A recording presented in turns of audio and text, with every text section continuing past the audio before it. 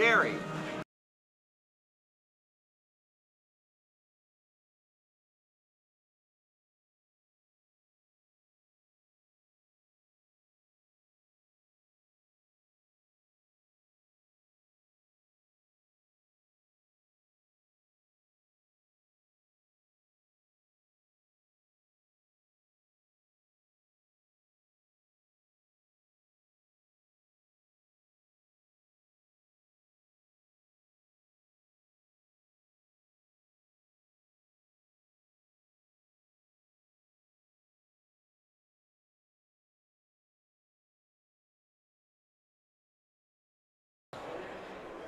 Yeah, we could probably start right now. No. Oh, we live? They can hear me? And now the starting lineup for UNB St. John Seawolves. Number 1, Liam McClellan. Number 3, Blake Stevenson. Number 6, Ryan Farrell. Number 8, Tyler Johnson. Number 10, Harrison Dorcas. Number 12, Simon Ansel. And number 2, Ben Wilson. Seawolves are coached by head coach Neil Directions. Assistant coaches are David. Ladies and gentlemen, hope you can hear me out there. Thank you for joining us in the G. Forbes Elliott Athletic Center for some ACAA action on this Saturday night. The UNB St. John Seawolves are going to be taking on the the University of St. Anne Dragons. Due to COVID protocols, no handshakes there, as you typically see after the lineup addressments. But here we are. Sign of the times, I suppose. Back to serve, number 8, Tyler Johnson. Going into this game, I think UNBSJ has 2 wins on the season and 3rd place in the league. And the University of St. Anne Dragons have 5 wins in the season. I would imagine that, I know for a fact that the Dragons are in 2nd place. This game actually has some pretty important repercussions as far as the standings go. Going into this week, I think the UNBSJ Seawolves are going to be playing Holland following this, with St. Anne taking a trip to 1st place Stu. Tip there. The Seawolves aren't able to field that one. Number 1, that is... let me get some information here. Sorry. I don't know if I've been getting the correct lineups here, unfortunately. That's Liam McClellan for the Seawolves. A nice hit there by number 9, Spinney. He's one of the better players that we're expecting to see a lot of sets going towards today for the Dragons. One of the more experienced players in the league, Ben Wilson, there isn't able to field it on the defense. Ben Wilson's played a lot of positions here for the Seawolves, currently lining up as libero, tenacious defender. Fielded by Wilson. Big swing by Dorcas. Carson Dorcas was by far the most impressive person in the warm-up, I would say, at least in the hitting warm-up, which is what you really want to see from your middles. But he was consistently putting it inside that 3-meter line, and a big swing from there to take the first point for the Seawolves. Back to serve now is the setter, McClellan. Hope I'm pronouncing that correctly.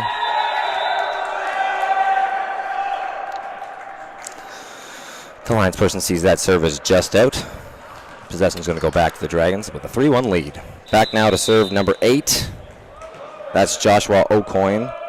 I can imagine there's probably a chance it's pronounced a little bit closer to O'Coin, but for consistency purposes, it's going to remain O'Coin for the remainder of the game. And another big swing there from Dorcas. Whoa. Interesting choice from the booth that looked in, and even the line judge called that in, but the head referee decides to overrule her line judge and rule that out.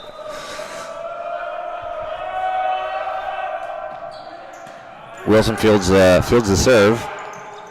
Ooh, a power tip there from Farrell. Number 8, the setter for the Dragons, Joshua O'Coin, tries to stay off the net there and feed his outside hitter, but he touches the net and he's going to get the call.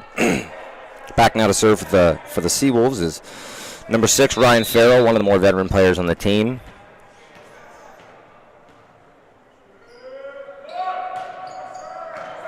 A former spin server, he's opted to be a float server this season. A little bit of a miscommunication there, and it's just fielded over. That one correctly called out. Blake Stevenson just a little bit too deep with the roll shot. Something that's nice to have with Ben Wilson as your libero is he used to play setter for this team.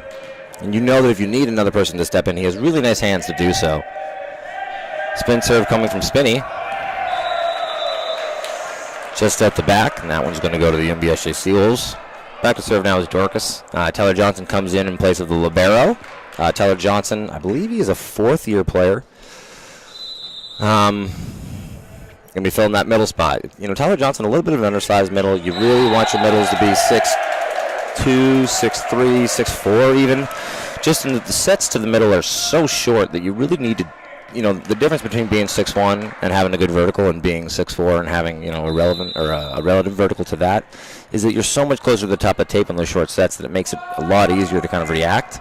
There's a lot less room for error with a short middle. So Tyler Johnson making it work in the middle there. Big block by Tyler Johnson and Simon Anctil. They played high school ball together, so there's a good chemistry. But as I was saying, for Tyler Johnson to make it work, he just needs to work that little bit extra, work a little bit harder than everyone else out there. I know there's the middle position on the UNBSJ Seawolves is one of the more competitive positions. There could have obviously been a chance for Ethan, who's a younger player on the team, to have started at middle today, but the coach decides to go with some of the more veteran players, Carson Dorcas and Tyler Johnson, and an even game so far. Maybe it's been the right decision. That one just out the back, but the ref probably calls a touch on that one, so that point's going to go to the Seawolves. Nice swing by Simon Anctil. Simon Anctil, I believe he was the ACAA Player of the Week. Last week he had a really nice game against Stu when they were able to upset. I think that was Stu's first loss of the season, coming off of the COVID break. Maybe there was a little bit of rest there, but Simon Anctil had a great game. I think he had 13 kills and a really nice hitting percentage as well. A little bit long there from Dorcas, and that point's going to go to the Dragons. So we're 6-6 now. Ben Wilson enters the game again. I really like the serve receive from the Seawolves this year. Stevenson, Farrell, and Wilson is a really, really, really talented group at serve receiving. That's a long one. Yeah, read correctly there by Farrell and Wilson as they let it go at the back. Seawolves going to take the lead after being down early. Back to serve now is Anctil, left-handed, which is really nice for that right side position because it kind of just opens up the court a little bit more to him. He can hit that cross across his body, and if he wants to go line, he can let it. He can turn his shoulders and do so. That's a really, really nice set there from O'Coin.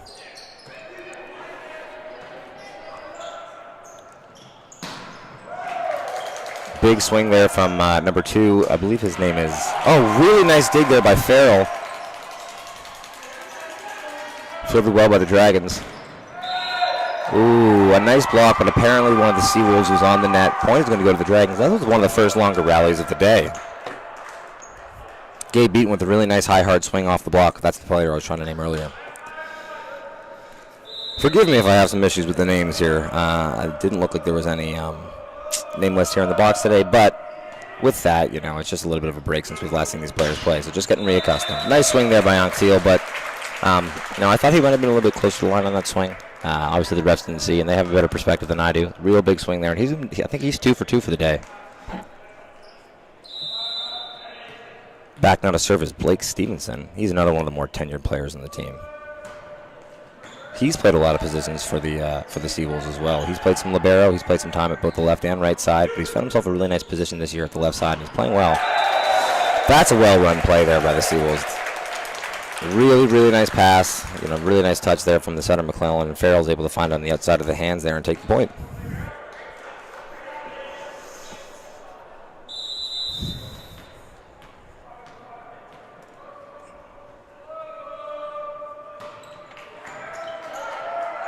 Spinney was not able to handle it perfectly well, but he handles the set, which wasn't a great serve. So you don't fault him for not handling it perfectly, but what a swing on that set! A little bit of across his body, he's able to cut back into it and drop a really low shot into the middle of the court.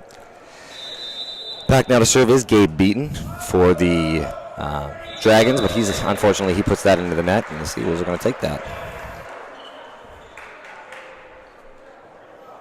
Tyler Johnson back now to serve for his first time of the day, which means we see Carson Dorcas again in the front court. Ben Wilson will get a spell on the bench. Tyler Johnson, a float server. A bit of an inconsistent server, but when he makes it, it's a really tough serve to deal with. Dorcas tries to make the smart play there with a little two-handed putback, but unfortunately he isn't able to find the court. He pushes it just a little bit out the left side. And the Dragons are going to take that one. So back now to serve for the Dragons is number 5. That's Jeremy Burke. Float serve. Handled well by Wilson. A huge swing from Dorcas, but the Dragons are going to rally. Wilson handles a little bit tight, but handled well by McClellan. A great tip. When life gives you lemons, make lemonade. It wasn't the best pass, but McClellan handles it well. McClellan's going to go back to the service line now. I believe McClellan is a second-year player.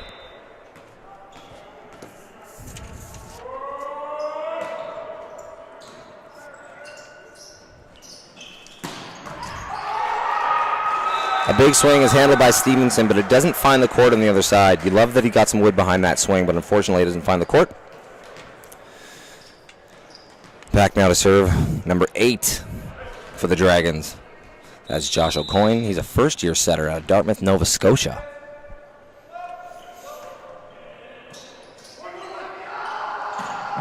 Man alive. Carson Dorcas doing everything that we saw in pregame. Every time we have a good pass, McClellan is finding Dorcas on that first tempo ball, and it's worth it. An absolute bomb from Dorcas there as the Seawolves take a 2-point lead. I think that might be the largest lead of the game so far. It's been a fairly tight set.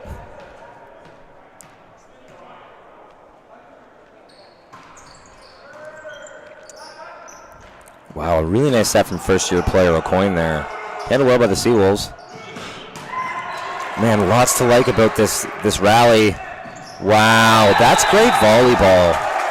So what's really nice is that, some setters can get into a habit during those scramble plays of when they set their outside players, still setting these really high, lofty sets. But McClellan there really intelligently kind of takes some tempo off of that, almost shoots it out to his power. Stevenson on that swing when they kind of just have a different tempo. Works out great. It was fielded really well by the Dragons, and then when they get the opportunity to run their free ball offense on the return, he goes back to the middle, and they're able to take the point. Unfortunately, Cardinals send big play into a missed serve, and the Dragons are going to take back over.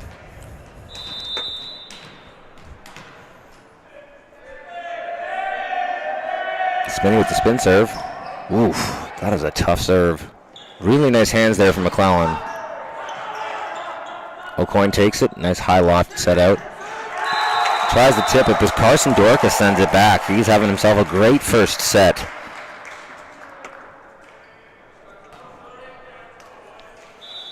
Tyler Johnson back into the game with Carson Dorcas back to serve, but the first timeout coming from USA. Now they're down 3, 14-11, and the coach just kind of wants to get a breather. Sometimes it's nice when you do these timeouts because you can kind of get an idea of what you want to do out of the timeout. So Carson Dorcas, a float server here. Coach can be talking to his team saying, listen, here's who we have in the front court. Here's the serve we have coming and what we can expect from it. And these are the offensive plays I want to see if we get a good pass. You can kind of target the matchups that you like. You know the blockers that you have in the net for the St. John Seawolves side of things. And you can kind of game plan the best way to get out of this serve, break it, and get back to, scoring some points for yourself.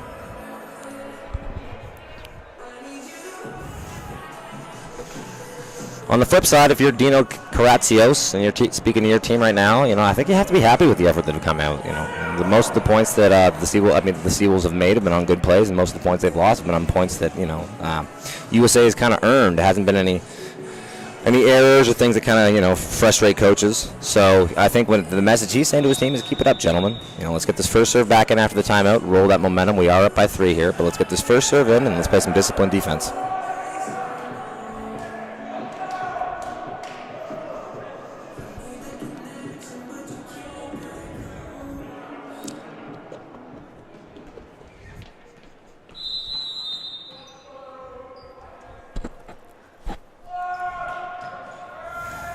Carson Dorcas just sneaks one over.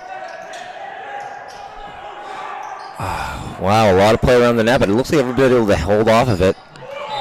Cade Beaton looks like he blows a tire, but he's able to handle that really well with a nice loft shot over the block and kind of in between what the block was able to cover and what the defender is able to see.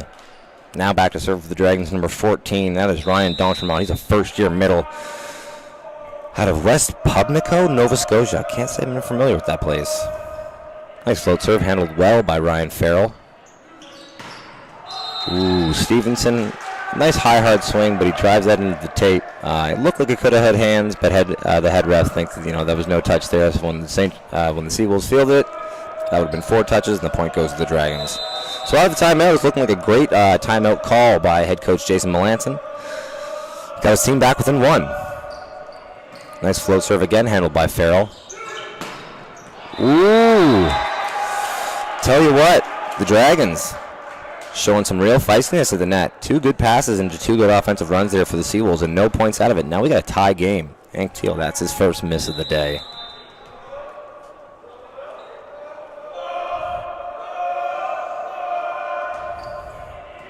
Three times in a row that we've had D'Entremont serve it to Farrell. 3 times in a row the Seawolves have had an offensive opportunity. They tried Stevenson, they've tried Teal, and then they tried Johnson. All 3 of their offensive front side options, and none of them were able to convert. Seawolves in a bit of a pickle here, and that lead that they had going into that timeout has all but vanished. Dragons now up by 1.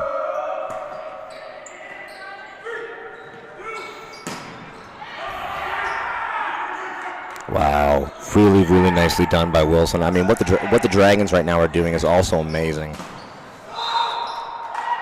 Oh, call in the net for Tyler Johnson. The Dragons going to take that. That was another, I mean, you know, I hate to sound like a broken record. D'Entremont serves to Farrell. Farrell handles it beautifully. The Seawolves are able to run their offense, and again, we get a block. Teal can't get it by his defenders. And as the point plays out, the Dragons take it again after a net error. I mean, it's funny. Any player in this league would know it's not great practice to serve it to Ryan Farrell. He's one of the better serve receivers in the league. You know, if not the best serve receiver, certainly probably the best serve receiver that doesn't play libero.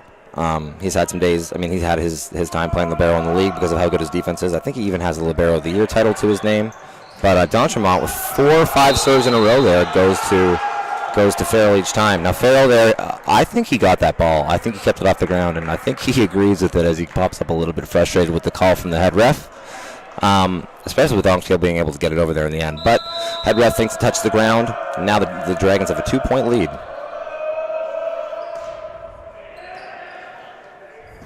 Handled high by Stevenson. Stevenson, though, still gets goodwill on it and puts it in play. Now, I really like that set by O'Coin in that he actually was able to find his middle there. Number 5, Jeremy Bork. Unfortunately, Bork isn't able to find the court. He pushes it a little long. And back now to serve for the Seawolves, Blake Stevenson.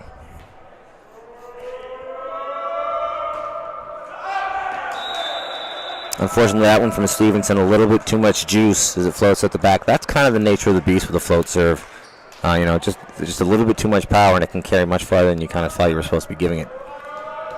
Back now to serve one of the more veteran players on the Dragons, Gabe Beaton. Gabe Beaton, you know, a player that's a carryover from some of the darker days in St. Anne history. You know, it wasn't too long ago that St. Anne would be lucky to have won 1 or 2 games a year, but they've really, really turned this program around into being one of the stronger teams in the entire conference.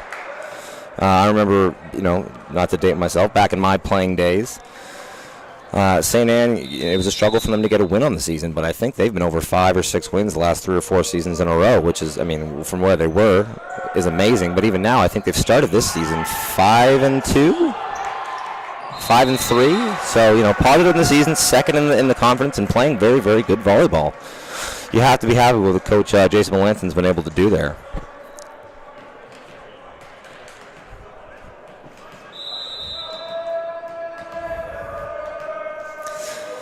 USA actually had some issues coming up to this game. They were supposed to take the ferry yesterday, but due to the storm, had to take a bus this morning.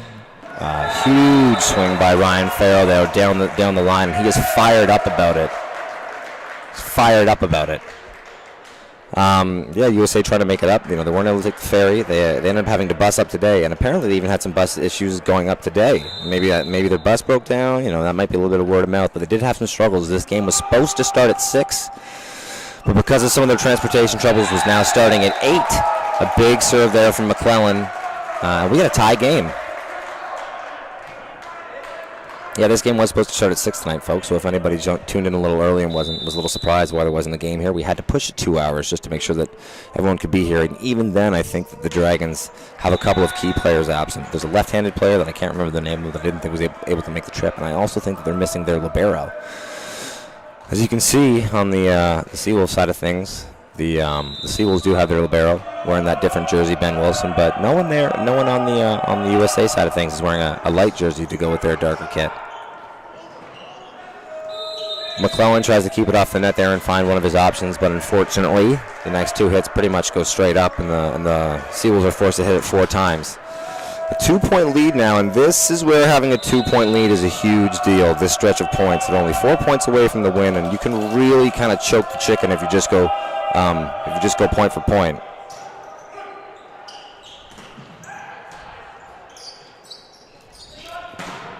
Wow. Ryan Farrell. Number 9, Brady Spinney, huge swing. Real nice heavy swing. Lots of top spin on it. Probably one of the players that the Dragons are trying to find in this situation in the game, when the game is close. But Farrell, huge block there to bring it within 1. I think that's the second time I've said that about Farrell today. Cardinal sin, big play and a miss serve. Especially in this section of the game, it's hard to have happen. Now back to spin, Brady Spinney. Back to serve, Brady Spinney. He's got a spin serve. He missed his first one, but his second one was a real rocket. We'll see what he does with his third. Holy smokes. Ooh, super unfortunate. A great serve by Brady Spinney, but the fact that the Seawolves were able to handle that as well as they did is also really impressive. Unfortunately, Dorcas catches it a little bit too high up the ball and sends it out the back. No touch seen by the refs, so that point's going to go to the Dragons. The Dragons now have a 3-point lead going into the timeout, and are in the driver's seat of this first set. This is exactly, if you looked at the standings, how you would expect this game to go. But I talked to Dino Corazios, the head coach of the Seawolves, who said that the Seawolves had an awesome week of practice, and they're riding high off of beating Stu last week. Stu was undefeated heading into that game. I believe they were 8-0. And the Seawolves were able to take a win there. That's a lot of momentum for a team that was in third place of the division, and I think they come into this game really expecting to get a win here. So early here, the Dragons are kind of saying, no. Remember who we are. We're second in the league here for a reason. If you're the head coach of the Dragons, it's just keep it up. This is all you're saying in the timeout. Keep it up, gentlemen. They'll probably want to do something like run the middle here if they have an opportunity with the free ball, just to kind of open. I honestly think that that's what I would do here. That would be kind of the thing that I'm trying to get into the ear of my setter. Because I think the Seawolves in a situation like this would probably be keying their outside hitter, specifically probably Gabe Beaton right now in the front court. But back to serve, Spinney. There's so much topspin on that. Really nice hands by McClellan. That hit from Stevenson was touched, so it would have been live if the Seals were able to get it up, and unfortunately aren't able to get it up. Stevenson having a really nice high, hard swing today, but he needs to get it a little bit more above the tape. He's playing a little bit too much into the block, or into the opportunity for the block. And now 24-20, no mistakes can be made by the Seawolves. They got to grind. What a serve. Really, really nice hands by McClellan. Stevenson takes some off of it just to play it.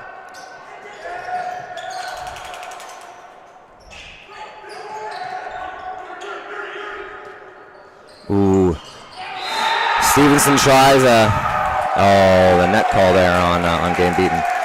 See, Wilson was caught in a tough position there. If you're a libero, you're not allowed to overhand contact the ball, especially in a volley. If you're going to set somebody, you can do so if you're backcourt. And he was trying to straddle the line there, but by the end of it, he kind of realized that there wasn't really a play for him to do so with his hands, so he had to bump it. And last second, it looks like he changed his mind a little bit too late, and that bump was a little bit too close to the net. But luckily for the Seawolves, there's an error on the net, and the Seawolves were able to take the point. Wow, that's a great play from McClellan. To be honest, I think there was a case to be made that you could have called a lift there, but the ref let it play. They haven't really made any lift calls so far today. So they're going to keep in with that of letting the boys play a little bit, and a huge swing by Tyler Johnson. And now the Seawolves right there. Big serve by number 10, Carson Dorcas. Cardinal. It's a Cardinal sin. There's certain times in the game where, missing a serve is a little bit more impactful than other times. We talked about it earlier where if you do it after a big play, it can really hurt your team's momentum. But obviously, at a point where it's do or die, you're the opponent sitting at 24 and you're not within 2. Missing a serve there is also a Cardinal. So the Dragons take the first set 25-22. We're going to take a little break here for a second while they switch sides, and we'll catch you on the other side.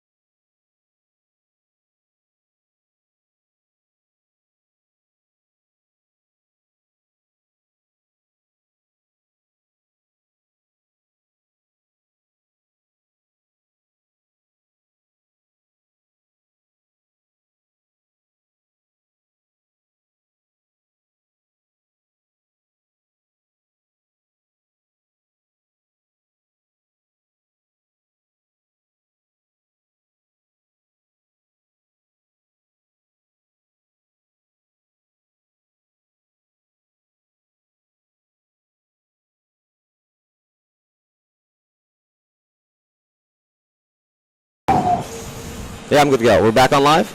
How many times did I mess that up?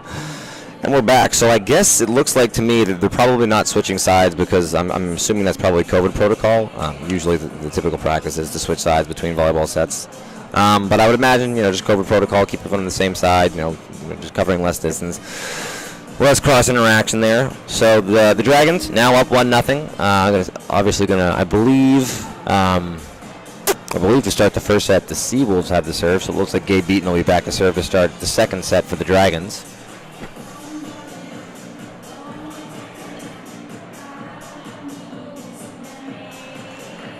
Blake Stevenson saying something to the head ref. Clarifying something.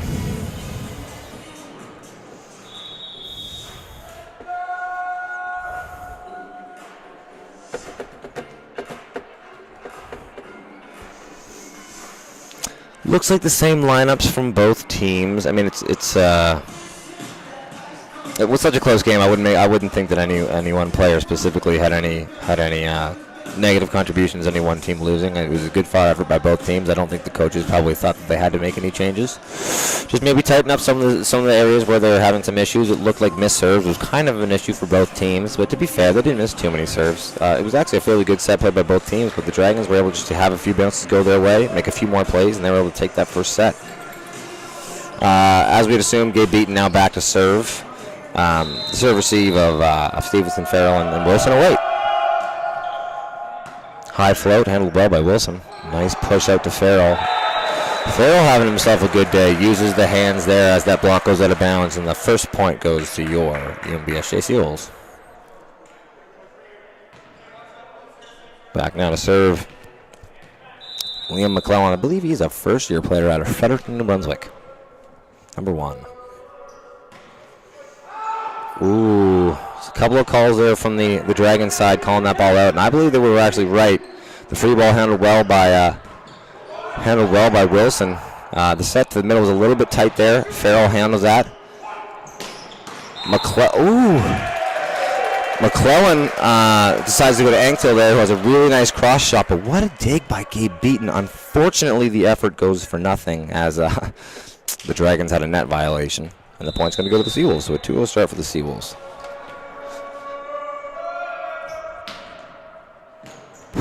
Ooh, net ball's live.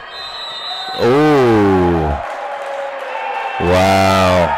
Yeah, and you know what? It looks like the head ref understands that she's made a mistake here, so she kind of almost anticipatorily thought that ball was going to hit the roof and blew her whistle, but it actually never did, and you could see the look on the face of one of her down ref and the head coach of the Dragons that it didn't, and she acknowledges she was wrong, and she calls for a repoint. It happens sometimes in volleyball.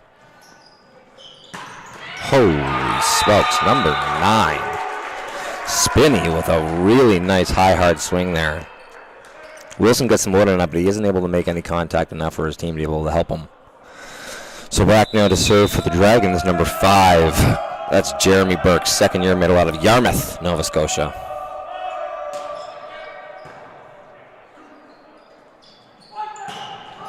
Farrell, everything, King Midas, everything Farrell's touching and turning to gold right now. Really nice set there by McClellan. Finds Farrell for the one rotation where he is out of the right side swinging, and he does a nice little cross shot there into the space where no one else can find it.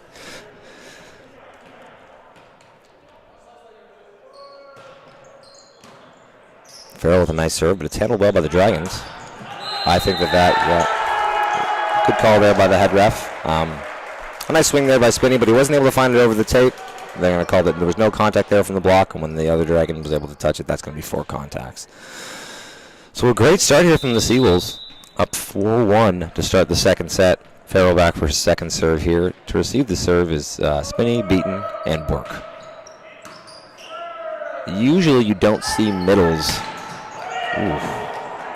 Good effort there by Wilson to get the pancake on it, but a huge swing by Spinney is going to go off that block and down. Usually you don't see middles tucked back on your serve receive because you're able to use your libero whenever they're in the back court and pinch them out, but because University of St. isn't using a libero today, they're going to see their middles in the serve receive, and that's why Bork's back there. Wow, that was a really, really nice play across the board. Nice soft hands by Wilson on the serve receive. Doesn't get it too high, but McClellan, the setter, is able to field it, He probably had all of his options available to him. Chooses to go back to Anktil there, and Anktil drops the bomb. It's probably pronounced closer to Anktil, actually. So for, if he's got any family listening, apologies for that. A really nice back set to O'Coin, and O'Coin goes absolutely bomb squad on it. That was probably the biggest hit of the day so far from either team. Spinney, great swing.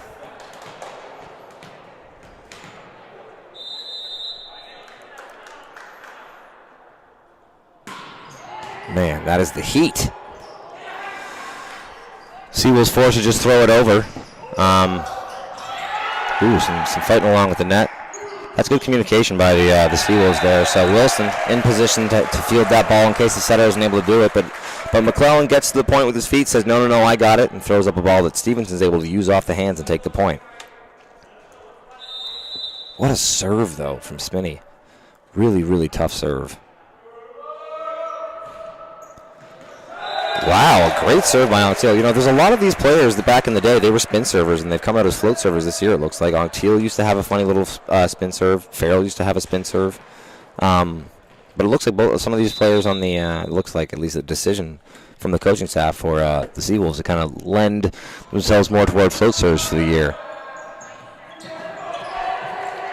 Just thrown over by the Dragons. That's a lovely play by the Seawolves. So that isn't the typical tempo that you would see set to a power. That means that going into that play, the Seawolves had a preconceived play where, if they're given a free ball and they have the opportunity to run their offense pretty confidently, like they did there, like they did because the Dragons just had to overbump it.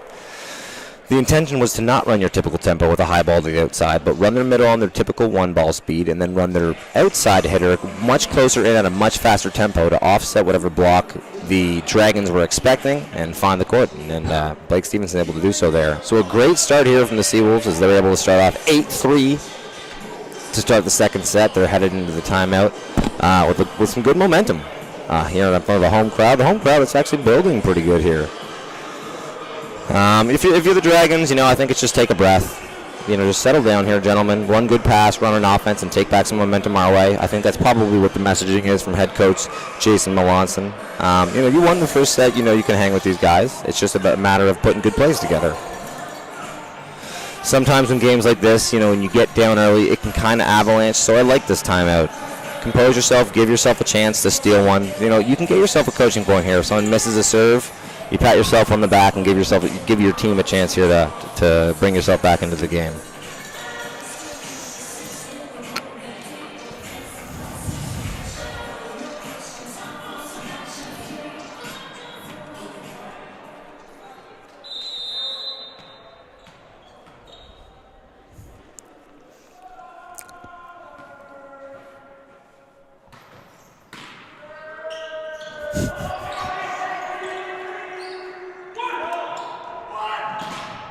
Wow. So it's a really nice play there by Gabe Beaton. He's fired up about it. The reason that's so tough is because the set there is actually a backcourt set to Simon Anktil. He was the person serving.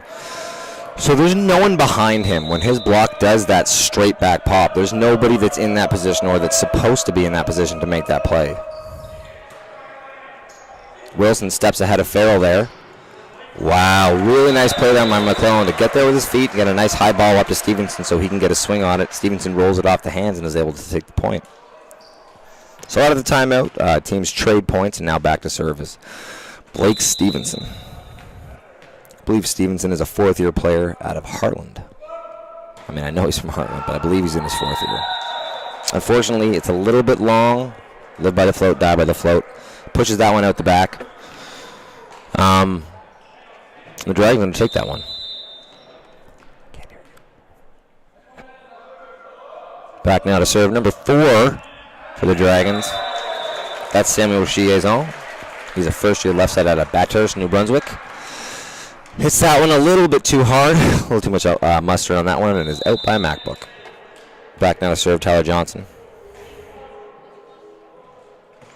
Tyler Johnson from Oromocto, New Brunswick. He's also in his fourth year. A huge swing by number 5 there. Huge swing. You aren't able to, you just don't do hits like that unless you're a really talented swinger, which leads me to believe that maybe you could be giving number 5, Jeremy Bork, a little bit more set action. He hit the ball really well in warm-up. It could be that the offense just lends itself more to outside swings, but you don't really see the Dragons using their middles too much so far this game, and I think that Bork would, probably benefit from a couple more opportunities. Wow, a really nice adjustment there by Anquetil, as that set is a little bit to the outside of him. He's going to have to swing all the way across his chest there because he's left-handed, but he's able to get some load on it. I don't even know if it would have landed in if they had let it land, but it would have landed close. USA tries to play it and goes off their hands, and the point's going to go to the Seawolves. Ooh. Not the cleanest touch from Dorcas earlier, but oh no! So that's just a miscommunication. I mean, that's basically a free ball. Wilson stands in and fields that hit from Spinney really well. Is able to get it back over, and the Dragons, they tried to defer to Gabe Beaton there to handle it, but Beaton kind of got there a little late. Wasn't sure if he was taking it or the person in front of him. There's a miscommunication, and they kind of smashed the ball off of each other. Holy smokes! Wilson is just getting in there against Spinney. Everything that Spinney has for him, Wilson's right in there, and I tell you what, I've seen that look from Wilson before. He's fired up about it. Give me your best shot. Looks like someone was getting a little bit excited. I'm not sure if it was a head coach or a player, but the head ref says, tells the captain of the Dragons, Gabe Beaton, or at least the court captain. He might not be the captain, but the court captain, Gabe Beaton, tell your team to settle down a little bit. Nice serve by McClellan. He's going on a nice little run here. Whew. That's a great swing. Great swing by Brady Spinney.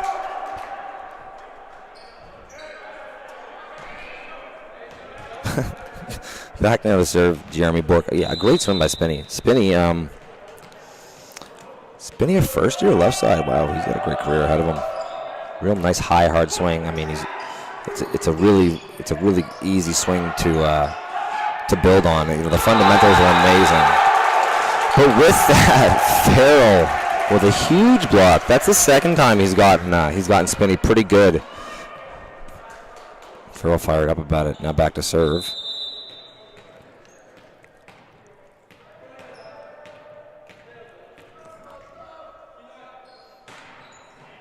That's a tough float serve. Just above the tape, coming in straight. Lots to love about this point. That's a really nice use from Spinney on a set that was a little below the tape. Made it tough for the Seawolves to field. You gotta love the defense from Farrell. I've said it before, but it's probably the strongest portion of his game. He is one of the best defenders in the league, bar none. He handles that serve well, and the Seawolves were able to run a nice ball out to that Stevenson on the outside. Good set by McClellan, and Stevenson puts it away. This set is kind of getting away from the Seawolves. It's getting away from the Dragons, I apologize. 15-7 so far for the Seawolves. Spinney again. Spinney has a lot of topspin on his shots. He doesn't slap at the ball a whole lot. His contact's very good. But with that, you kind of have to move your defense in a little bit. You can see that Wilson, for example, is a lot more in than maybe he would be otherwise for swingers. And you got to expect that middle of the court, that 3 meters in is where those shots are going to go. If he mishits it, he's not going to have that topspin that he relies on. You can almost expect it to go at the back. Whereas, most people, if they're hitting down on the ball more, if they mishit it, they still might be able to find the court. So maybe the Seawolves need to step in on their defense there a little bit more.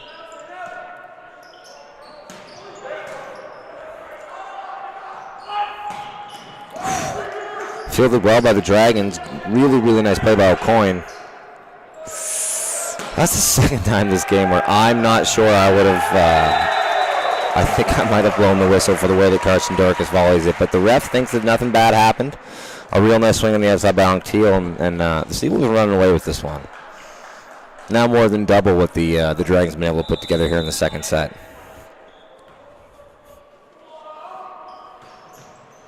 Really nice serve there, but fielded well by the Dragons. Oof. I mean, as I'll say it, for every huge swing that Spinney's had, I mean, the Seawolves have had his number a couple of times as well. It's been a good battle. So that time Stevenson gets his big block, and he leans back into his team and is pretty fired up about it. Back now to serve is Dorcas, which means Tyler Johnson now into the game. Beaton uses the hands there. Ooh, interesting call there. I wasn't sure if maybe there was a touch on the Seawolves side. Head ref doesn't seem to think so. Really, really nice swing, though, to be honest. I really liked that swing from Jeremy Bork. You know, all the processes looked right. It just didn't get enough topspin on it and isn't able to find the court. Wow, that's a lovely, I mean, that's about as good of a float serve as you can get. You know, I actually really like the play that Ryland D'Entremont does at the net there. Instead of firing over a free ball, he tries to make it tough and just trickles the ball over the net, but the Seawolves handle it. They get the ball up to Stevenson. Stevenson, not the prettiest swing on it, but rides the tape, is able to get it off the hands of the Dragons. And the Seawolves, I mean, they might single digit the Dragons here at this point. Spinney just puts a swing on it. You know, it's kind of hard to fault them for being a little bit aggressive there. If it's a close game, you might want to say, hey, just get a hand on that, bump it over, live to fight another point. But when you're down this much, you kind of want to make a play. He tries to get a swing on it, unfortunately puts it into the net. And head coach Jason Melanson of the Dragons calls a timeout. And obviously that's something he wants to share with his team here. I mean, this might be just a morale timeout. Say, listen, gentlemen, maybe this isn't our game. It would be pretty hard for the Dragons to score 17 before these Seawolves were able to put 4 together and come back from the set. Stranger things have happened, though, and maybe he's just telling them here, listen, gentlemen, you know, whatever's happened so far this set is behind us. I just want to see the best that you have for the rest of the points that this set has. And if you're Dino Karatsios, you know, it's keep it up. You know, Dino actually sitting on the bench there. Assistant coach Nick Fraser is pumping up the boys here. Last week, due to a prior engagement, Dino Karatsios wasn't able to be there for the Stu game, and actually assistant coach Nick Fraser acted as the head coach for that game for that awesome win over Stu last week. He was actually the one leading the timeout, but either way, I would imagine that the tone of that timeout is keep it up, gentlemen. Ben Wilson having a laugh with his assistant coaches on the sideline. Spirits are probably pretty high. There was a fist bump exchanged. Keep it up was probably the tone of that timeout. Back now to serve Dorcas. A couple of really nice serves in a row from him. That's a really nice set by O'Coin. And a really nice, wow! Oh, unfortunate. Really nice set by O'Coin, you know, to be kind of going into that ball and still throw it over his head to the pin where, you know, Spinney can get a swing on it. Spinney actually takes some off of it, puts a little spin on it, tries to drop it, and the Seawolves aren't able to recover.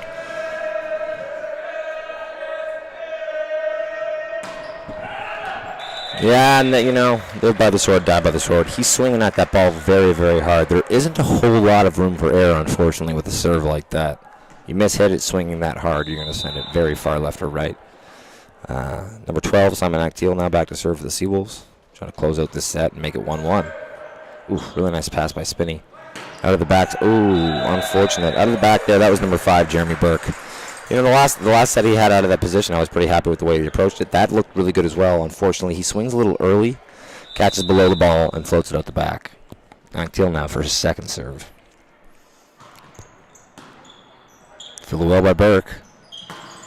Beaten with a nice high swing, hits the hands of the block. Lots to love about that by the Seawolves, and a really nice look there between the setter and his right side, Simon Acteal. Acteal out of the backcourt there. But McClellan doesn't care. You know, he's got some front court option, but he trusts his backside there, Acteal, and Acteal shows him why. Game point now for the Seawolves. You would really, really hate to see them not break double digits. Oh.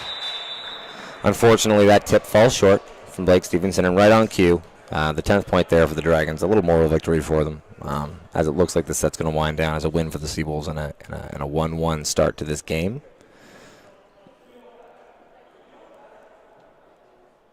I'm not sure what's going on there. Looks like maybe diving for a ball. Spinney may have scratched his elbow. There might be a chance that he's bleeding, and if that's the case, you do have to remove yourself from the court while you deal with it. But it looks like it might just be a cherry as opposed to an actual cut. Someone outside back court there. He was outside of the court, so it's hard to really say if he was front court or not. He was pretty far forward.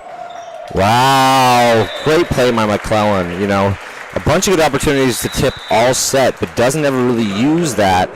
So in moments like that, when he does bust it out, it's a nice little trick. I mean, full domination on display there by the Seawolves. You know, to some extent, there was some shooting themselves in the foot by the Dragons, but a 25-10 dominating second set as the Seawolves make it 1-1.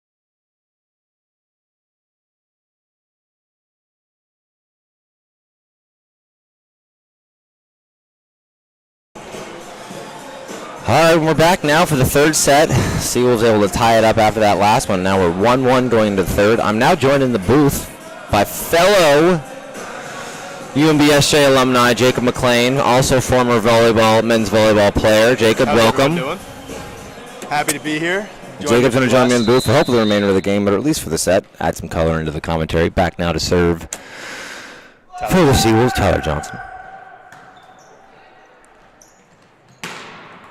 Good up by Simon. Pipe set to Blake Stevenson, and he crushes it.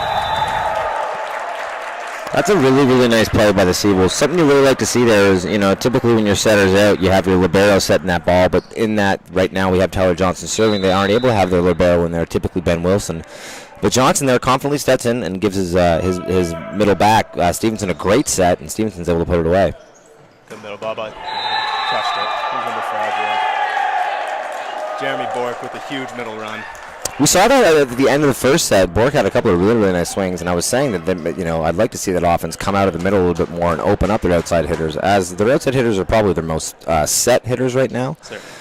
But we've been seeing more of Bork from, you know, some outside swings, some backcourt swings, and I'd like to see them, you know, establish the middle and then work the outsides. Broken play for USA, and off the hands of Ryan Farrell and out of bounds. Spinney was just a little down ball there, but Farrell wasn't able to field it.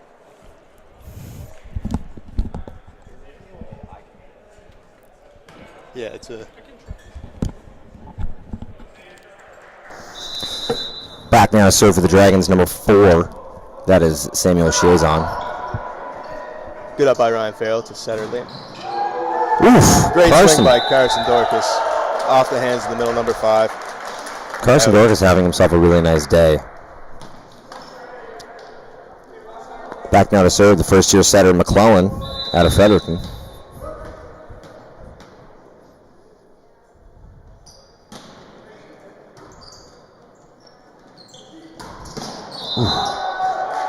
Oh, unfortunate. Nice dig there by Wilson, who, you know, keeps the positivity up with his mates, but unfortunately they're going to lose that point with a net error by, it looks like, Carson Dorcas. So back now to serve is Gabe Beaton for the Dragons.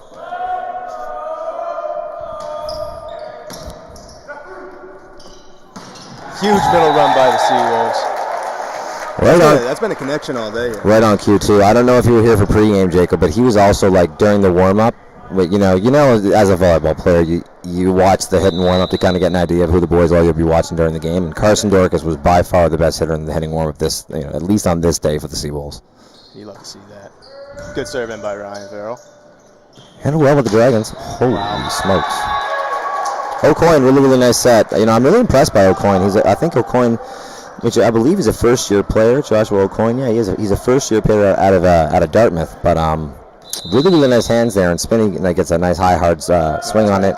You love to see USA starting to build a strong. That's what I was saying. I was saying, especially of Gabe Beaton. He's a player that is, kind of one of the last carryovers from an era when probably would have been one of the darker eras in the history of their program. They have 5 wins this year. They're a positive team, but I would say during at least our years together when we played on this team, they might have had 5 wins across our 5 years. It's amazing. So a really nice turnaround by head coach Jason Melanson. Into the net by Carson Dorcas. Dorcas has had his highs and lows from the serving line so far today. He's had a couple of really nice streaks, but also has had some cardinals that you and I are so familiar with. Those moments when a missed serve kind of hurts a little bit more than extra.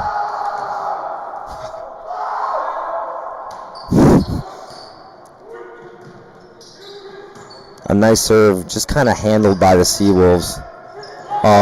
Unfortunately. Just missed the connection. Yeah, a little bit of a misconnection there. Sometimes that can be tough when the pass is a little loftier than you think, and it messes up the timing of what the middle run should be. There, it looks like number 4 for the Dragons might have jumped a little early. That's Sam O'Shea's on. The set goes over his head, and the Seawolves are going to take that point. And another missed serve. Yeah. That's unfortunate. I was saying, I think you'd agree. I kind of think about Simon Ongtail as a spin server. Yes. Same thing with Ryan Farrell as well. But it looks like there's a bit of a philosophy change with the Seawolves, going with those float serves, hoping to be a little bit more consistent, but unfortunately isn't able to find it there. No, great up by Ryan. How's that serve? Great rally starting up here. I love that from my libero. I love just that, when there's an over ball coming, like everybody get out of my way, like I'm getting this. Like absolutely. Freeze your swingers up. Exactly. 5 options. Basically, what you want to tell your libero there is that if you know it's going to be a lofty bump over like that, you almost want them to take 80% of that backcourt and let the rest of their players get into their lanes and start to become part of the offense. No, unfortunately, the pipe set might have been the right decision there, but the set itself a little low and Farrell wasn't able to capitalize. Oh, that's right. And Blake Stevenson back to serve for the Seawolves. 7-6 for the Wolves. Strong server. Yeah, he's been a float server through and through. Pull the setter off the net. Great swing there by Gabe Beaton. Beaton, a really explosive player. I would have played against him when I was on this team, and I didn't remember him being nearly this explosive, but really, really great fundamentals. Oh, yeah, there we go. The give and go held well by O'Coin. Make something out of it here. Oh, wow. Yeah, look at this. This is why you love volleyball. USA grinding. Big swing by Farrell. Wow. Couldn't ask for a better end. I mean, that's just what it's about, right? Basically, USA just execution testing UNBSJ, putting all these over bumps, letting them run their offense, making it tough on them by digging it up, but eventually enough is enough. They aren't able to dig up that Farrell hit, and Seawolves pull ahead by 2. Very strong serve by Stevenson. Free ball over, maybe back. Middle run. Oh, great effort by Spinney. I was gonna say it's gonna be a free ball over, but they're over there. Really nice contact on it. That's what you want to see from a broken ball play, right? You don't want to volley it over and give it back. Exactly. If you're head coach Jason Melanson, you have to be thrilled with that. Basically just a diving effort from Spinney to get the ball up. Instead of just getting the ball over, they get aggressive with it, are able to get a ball out to Gabe Beaton on the outside, and a second tempo swing is going to win the point. Good pass by Stevenson. Set out to Farrell, and it hit the antenna there. Matt Bedard with an emphatic flag wave there, letting the ref know that ball did indeed hit the candy cane. That's the plane of the out of bounds line. You're not allowed to hit that on your swing. You're not allowed to hit that at any point during the game. And as Farrell does hit that point's going to go to the Dragons. And we got an even game through 16.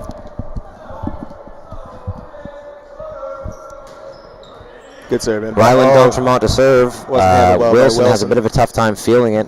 Seals are just going to get it over, but a bit of a miscommunication there. So here's why that's actually such a good tip by Ryan Farrell. O'Coin, number 8, the setter, is backcourt. It's his job on those transitions to get to the net and make sure he can run the offense, but he can't leave his defensive positioning first. Farrell tips that right where he's supposed to be, and the defense can't shift behind it in time.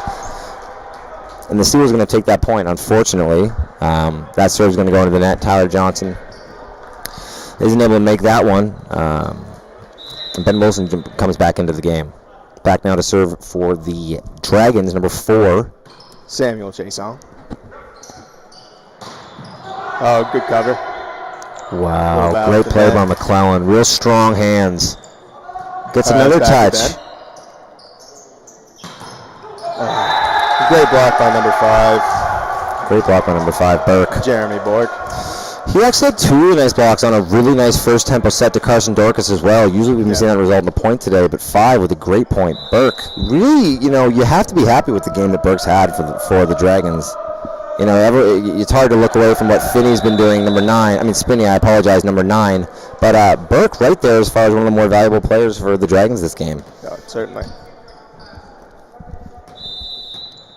First-year player, too. Yeah, Wow. Same with Spinney. The future is bright in USA. No, get great hands and a great left side. That's all you can ask for in a program. Exactly. Great use of the block there. Yep. And I believe that's the first lead of the set for the Dragons. Yeah, you have to be happy with what you're seeing from the Dragons right now. Most of the contributions they're getting, and a lot of their key players are first-year players. That assistant ball for the Seawolves. Going to be a little scramble play. Just out the back. Missed it by about a MacBook. Carson Dorcas thinks that there's a net touch there, and to be honest, Carson Dorcas far off the net. That ball didn't touch the tip of the net. Something happened there where the net is still moving. It looks like the down ref is saying they might have missed a point, or they might have missed a call of some kind, and maybe we're getting a reserve. Doesn't look like it. It might have just been the head ref bringing in the court captains saying, hey, leave the calls to me. Gabriel Beaton to serve. Good float into Ben. I don't know about any touch there. Yeah, the refs call out. Seawolves think there's a touch there, but none of the refs give any kind of signal, which usually means that none of the refs saw a touch themselves. And head coach Dino Carazio, is going to call a timeout to try and give his team a little bit of a breather here. I don't think that there's too much of a fundamental change in what they're going to be talking about in this timeout. It's probably just all right, gentlemen, clean up, get your breath here. Take a breath. They got a second to say, who's front court, who do we have blocking, where do we like our matchups, talk about the serve. One thing I will say, a little just volleyball thing you like to see. On the last point, Ben Wilson took a serve really high with his hands, and he ended up popping it straight up. But something you like to see behind it is Blake Stevenson kind of shifting behind him to have played that ball if Ben Wilson had let it go. And it's one of those things where, Ben Wilson didn't let it go, but you like seeing Stevenson there playing what he's supposed to do if and when something else may happen. Absolutely. Exactly. No, for sure. No, Kratsios has a message for his team, but, looking with how quickly the Seals took back the floor, it might have been one of those just take a breath here, gentlemen. Absolutely. Time to collect. Move forward.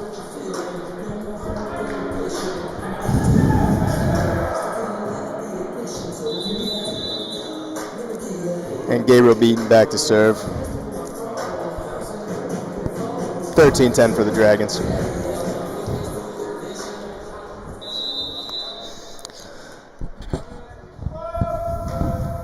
Good float in for Beaton. Handled by Wilson. Ooh, yeah, that's a double touch on Blake Stevenson there. Blake Stevenson had me tricked by where he was going. It looks like he may have had his own hands tricked a little bit there. Some indecision might have caused that to come out spinny. Blake Stevenson, usually really nice hands. Yeah. Beaton now, back to serve. 4-point lead for the Dragons, the largest lead of the game. Another strong serve in. Good handle by Farrell, but out of bounds. Another point for the Dragons. Taking a 15-10 lead. The boys on the UNBSJ just need to get a pass up here. Yep. That's what we see.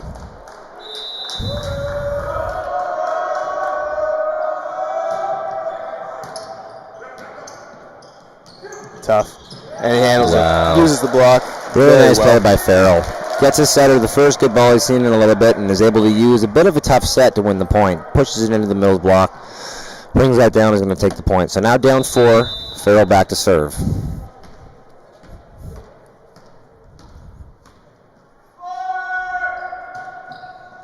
Strong float into Beaton.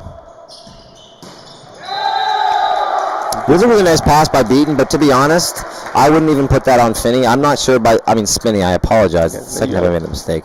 I don't know if that ball was ever above the tape by the time it made it to the power. Yeah. Needs to be at the pin. For O'Coin, first-year player, he's not going to have perfect sets all the time, and that one you'd like to see, if it's going to come with that tempo, a little bit more height. Another serving by Farrell. Another out-of-system ball for the Dragons. So those balls that come into Spinney, like a set like that, where they have that top spin on it, as someone that generates so much top spin himself, that's actually a really comfortable ball for him to field. Yeah. Unfortunately, he's not able to get a whole lot of tempo on it. It's almost like a down ball that the Seawolves were able to handle pretty confidently there, and a big swing by Dorcas to take the point. A couple nice serves here by Farrell. Another serve to Beaton.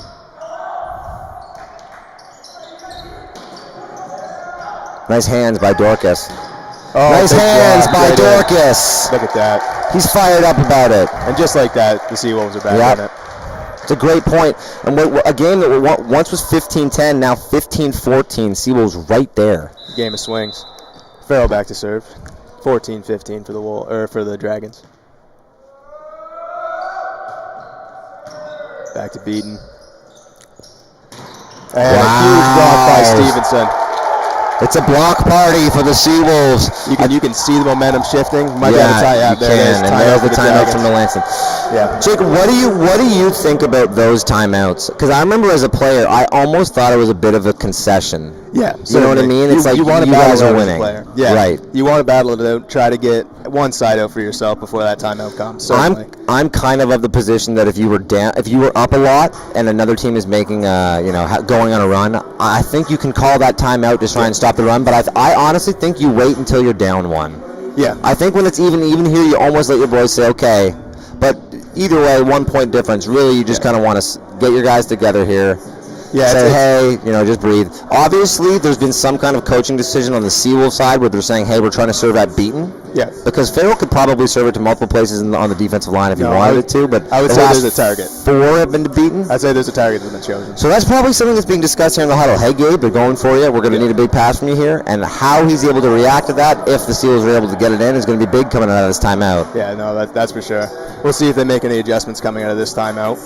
Farrell back to serve. It's tough in that the Dragons don't have their libero, so they're already having to put someone into their serve receive that they usually wouldn't. Yeah. So if they ever wanted to do something like pinch someone out, they'd be down to maybe their 4th string serve receiver at that point. Right. Back to Beaton, who handles it fairly well. Wow, it's a great swing by Spinney. Yeah. Spinney, that's a sweet last name too. I've stayed away from that pun all day. But I mean, I don't know if anyone in the gym gets as much top spin on the ball as he does. So a fitting last name for a great first-year player. Good up by Ryan Farrell. Middle run to Carson Dorcas. I've said it all broadcast. Ryan Farrell's an amazing player, but he is probably one of the best defenders in the league. Libero of the year, right? Exactly. First year playing lib. It's hard to say otherwise. Yeah, exactly.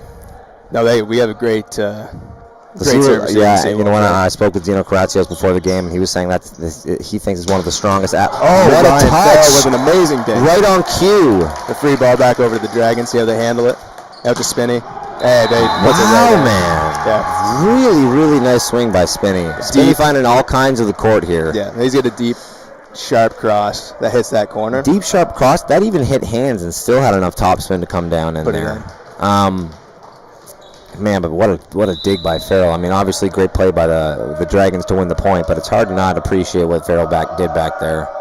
O'Coin now back to serve, handled well by Wilson. Up to Simon Onctil, and that's going to go out. You got to love the effort by Spinney there. Yeah. Volleyball's a funny game, and that ball, the way that Spinney gets it back to his team, doesn't really need to, he can get that back outside the antenna, correct? Yep. He just needs to kind of get it back to his team, so he put some effort in there, isn't able to do so. Well, that's what you want to see in your players, yeah, right? exactly. Never give up on a ball. It's almost just like even if you're not going to get the ball, I want to see your jersey hit the ground. That's right. Outside to, and another huge block by Blake Stevenson. That kind of comes with being a huge swinger, is that when you have those moments where you think that you kind of have a solo block or an opportunity for a really big swing, you almost get those blinders where you're like, yo, I'm putting this inside the attack line. Yeah, and 100%. That's the easiest shot to block. Yep. So Blake Stevenson with a huge block on Spinney, who was looking to take that to Bouncetown. Little roll shot. See, Ben's, oh, the Wow, great what an ball. up by Wilson. Good handle by Stevenson. Back up to Spinney. Oh, it's up. Grind. Wow, great play, boys. Back to the middle. Oh, up by Simon my Onkto. goodness. Oh, and a double touch. It's disappointing to see, but it is a double. It is. Man, what a rally. And we saw in the last set the coach from USA get a little frustrated with Jen on a no call. Yeah, and I tell you what, I had said earlier, there was a couple of plays, especially from Carson, that I thought maybe could have been called double calls. Certainly. You know, it's funny, the most exciting play in volleyball is probably a big hit, but I don't think that anything fires up any team more than watching the boys play great defense. Great defense, 100%. Blocks are always good, too. We've got some fans standing here. It's a great game, a 1-1 set, and what is a pretty important game for the standings of this division. You know, if they trade this game, they're only 2 games different, and you know, SJ takes a win in the head-to-head category. We're watching a great game of volleyball right now. We are, man. It's a great game of volleyball. Those are the balls we talk about as a hitter, where if you have a ball that's thrown up to you and you're just having to force to hit the ball over, but it's got some topspin on it, you can get kind of aggressive with the way you attack it. Back to serve is Blake Stevenson. After an awesome swing.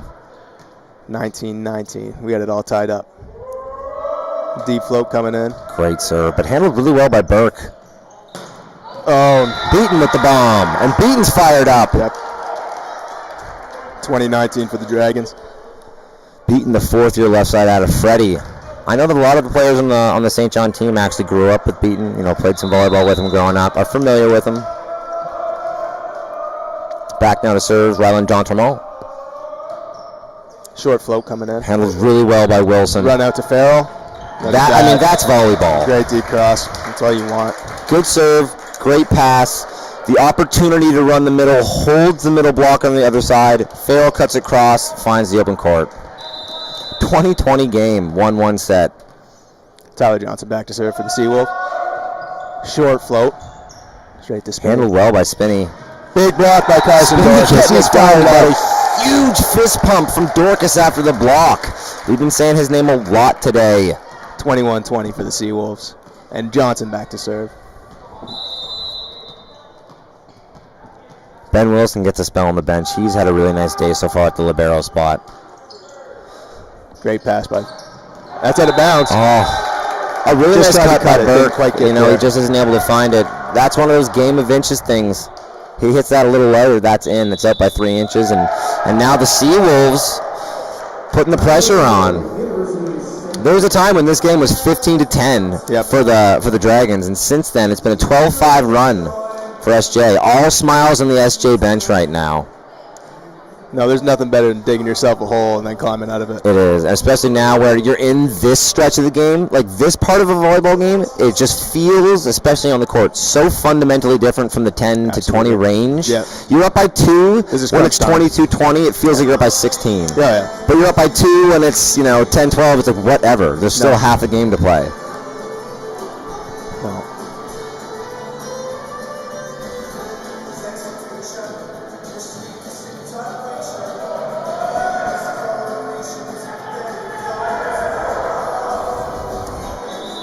Well, Johnson backs now to serve again. I was saying that Johnson's a bit of a... I mean, I have to check the stats. I may be wrong on this, but at least from what I remember of Tyler Johnson, he's a bit of a... maybe he's not as consistent of a server, but he's got a really annoying serve. He does. And for those that maybe aren't as familiar with volleyball, having an annoying serve is a really, really good thing in volleyball. Very important. Hits you in that sweet spot. Johnson with a deep float. It almost feels like he doesn't even know where it's going, which isn't true. I can tell you from practice that he is aiming for those tough spots, those 100%. front corners. Yep. Beaton swings a little bit too high on the ball there and drops it into the tape. And the Seawolves now in a really, really comfortable position to take the third set. Johnson back to serve for the Seawolves, 23-20. Oh, that's a tough one. You know what? Those are a couple of really, really nice serves. Straight down the line to number 4 there. I believe that's Chia's on. And it has no movement at all, which, kind of almost creates all that movement. Match point for the Seawolves. Or set point, rather.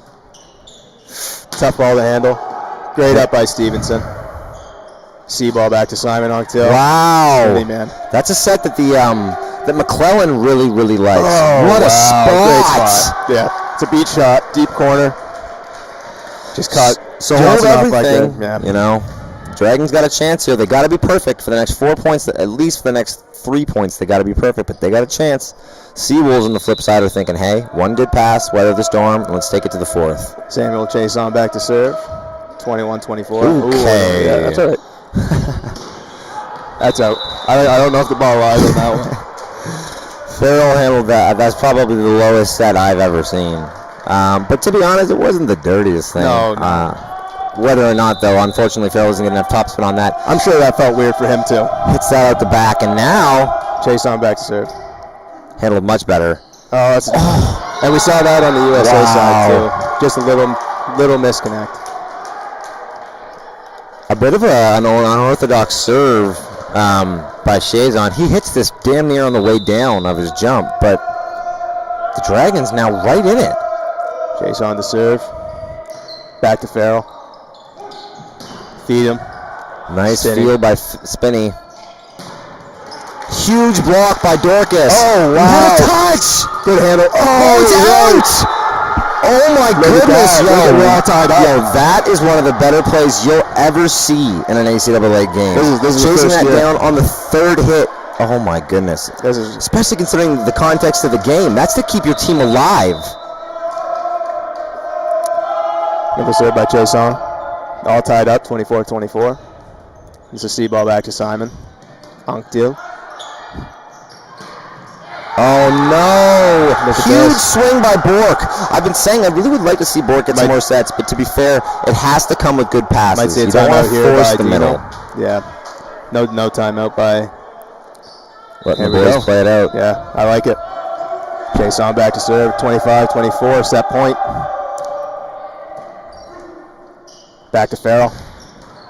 Oh, that's a tough one to handle. But Back chased in. by O'Coin.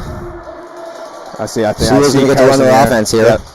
The tip. Oh, handled well by Donchemont. Oh, look at that. And what a swing by Bork. 26-24 for the USA Dragons. fired up about it. Wow. Ben Wilson leading the charge, getting his boys together. Farrell with a word to say to everybody. Yep. You know, I question the decision from, I'm not in the air there, and I don't know kind of where that was for Dorcas, but that looked like a power tip as opposed to a hit. Agreed. That looked like not trying to lose as opposed to winning. And, again, I'm not there, but I would have liked to see some really good wood on that swing. You want to go down on your sword. You want to go down swinging, right? You don't want to go down tipping. But we still have a potential 2 sets of volleyball Absolutely. You just dance with the girl that took you to the dance. You've been hitting it well all day. That might have been the first time I've seen you try to tip it. I would have liked to have seen some wood there. But unfortunately, he goes with the tip. Donchemont fields it well. And a quick little 1-2 from O'Coin to Burke. And USA with 4 straight points. Yeah. The game's 24-21. 5 straight points to win it 26-24. Yeah, we called it a little early. It was, what was We it, did. 24-21? We said some stuff. Yeah. But we left the door open, and the Dragons walked right through it. So not switching sides, obviously, as we discussed, because of COVID protocol. Both teams go back to their benches. That's it's a tough pill to swallow. As a head coach, you could approach that with anger. It does kind of look like your team fell apart. You could approach that with, listen, gentlemen, I loved 99% of that set. Yep. It is a game, but it's a game of streaks. You were down 15-10, and then you were up, and then you were down again. It's really about managing those, and credit to the University of St. Anne. They were able to manage it a little bit better there. No, absolutely. What do you want to see from Dino if you were in Dino's shoes from the Seawolves in this set? You know, 24-24 is a little bit different than, surpassing a lead at like 17-17. I think 24-24, you could probably necessitate a timeout. Agreed.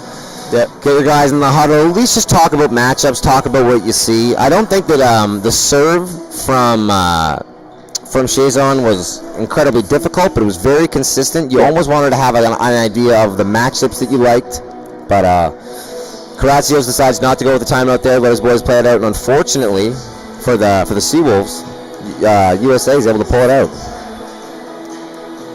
Now I believe Beaton started serving last set, but I could be conflating with the third set. I mean, with the second set, I apologize. It looks like, they probably know better than I do. So to start the set, it looks like we're going to get Gabe Beaton on the server's line with the usual suspects, Wilson, Stevenson, and Farrell on the serve receive. In the front court right now, we have Hands, McClellan, we have Dorcas, and we have Farrell. If this is a good pass, I'd like to see this go to Dorcas. Give him a chance to kind of build back some confidence. That's a tight set. That's a good touch. Yeah. Spinney had himself a game. We're seeing it all.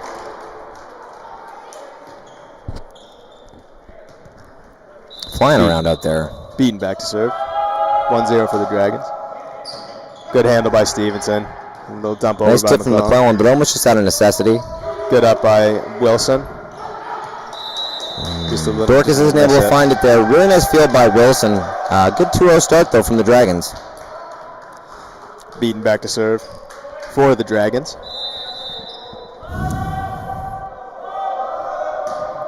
Good deep float into Stevenson.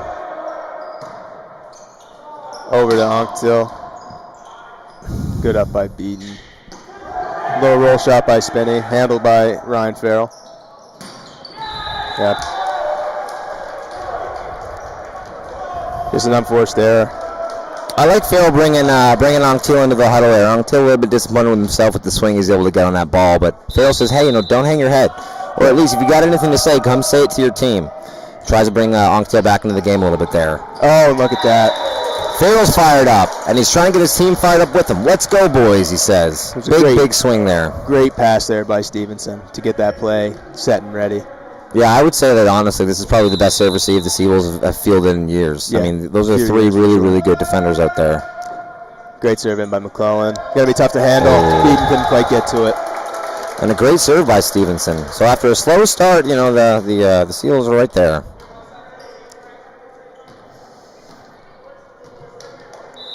Tyler Johnson off to find himself a restroom break or something with McClellan back to serve. That's a short float. Handled by Beaton quite well.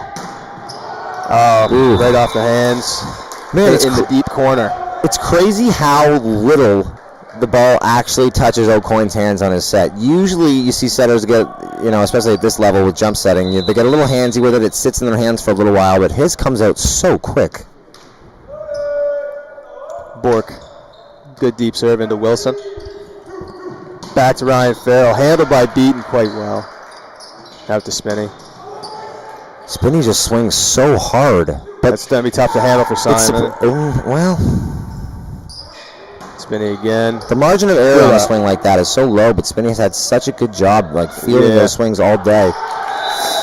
Some screams out from the crowd on that set, and I think we both kind of tend to agree that was a bit of a dirty set. It looked like on our point of view, but the refs let the boys play. It's all right. I would say that to some extent they've been pretty consistent with the way they've been calling it. So in that maybe you don't agree that was a double touch or not, that has been how they've been calling the game, which is what you want from your refs. Maybe you won't agree with the way that they call it, but you definitely need consistency to play within the rules. Absolutely. It's not our call to make. It doesn't matter what anybody else thinks. Yeah. And it really does come down to discretion when it is the ref. And that is it. You will have refs that call lifts when other refs would say, no, maybe that was clean. It's just a matter of kind of getting a feel for what the ref's preferences that day or that ref specifically, and making sure that you play within what they're expecting. Great swing by Spinney. Handled well by Farrell and put away by Stevenson. Well, that's just really nice volleyball. That's, weathering the storm on big hits, getting the ball up to your setter, maybe not a perfect pass, but at least high enough where he can go and get a high ball to one of his swingers, and a really nice outside swing there by Stevenson to take the point. Oh, absolutely. Farrell back to serve. 5-4 for the Seawolves. Handled quite well by Bork. Ooh. Wow. Yeah, there you go. 6-4 for the Seawolves. With a Big block by huge Carson. block. That's why you don't complain right there, because you get a 2-touch on your side. You don't want the ref to be mad at you. That's it. And you know what? Like we said, credit to the ref for at least being exactly. consistent in the way that they're calling it. That's right. You probably could have called some of these doubles, but as long as you're not calling any of them doubles consistently. I don't know if there's any touches on that one. No touch. I think that's out of bounds. The line judge did not call touches. Oh, we do get a touch call from the down ref. The down ref called it. You know, it's funny. Earlier in the game, actually, I think it might have been the very, very first point. There was a serve that landed on the back line. Maybe it was a hit, and the line ref called it in. And the head ref overruled it, which I thought, to be honest, that she got that one wrong. From the booth, it looked like it was in as well. Yep. But there, again, I couldn't tell. There, the difference is that the head ref disagreed with the line ref, but that time decided to defer to their down judge. Right. Nice. Oh, I don't know. Oh, I don't know. I don't know. Is that backhands for McClellan on the Seawolves? McClellan's an athlete, man. Three syllables. He's an athlete. Athlete. For McClellan. him to be able to touch that ball that had every business going over is pretty impressive. Oh, yeah. Tie game now through 12. Yeah. Wow, nice touch by Beaton. Yeah. That's great game sense. Like, his defensive positioning there is in the middle of the court, and as soon as he realizes this is a middle set, his job is to pick a side. Yep. He gets to the right spot, but is maybe a fraction too late, isn't able to get it. Gets a piece of it, but the Seawolves take that one and take the lead. Dork is back to serve for the Seawolves. Score 7-6. Nice hands by Beaton. Oh, it's tight. Ooh. I don't know. Yeah, there you go. I think you have to call that a double. Yeah, and the down ref correctly calls that. That is a double. The first touch was grounded, as was the second one. Dork is back to serve for the Seawolves. If you're the Seawolves, you have to imagine that you're trying to serve this to the middle to Burke. A typical middle who you usually wouldn't see serve receiving. They actually do it there, and he fields it fairly well, but Spinney, not having his greatest set so far. He's had a couple of balls go out on him. And to be honest, the one that he did win on, the point that was called a touch, I didn't see a touch. But again, we aren't the refs. We're just up here in the booth. And I want you go.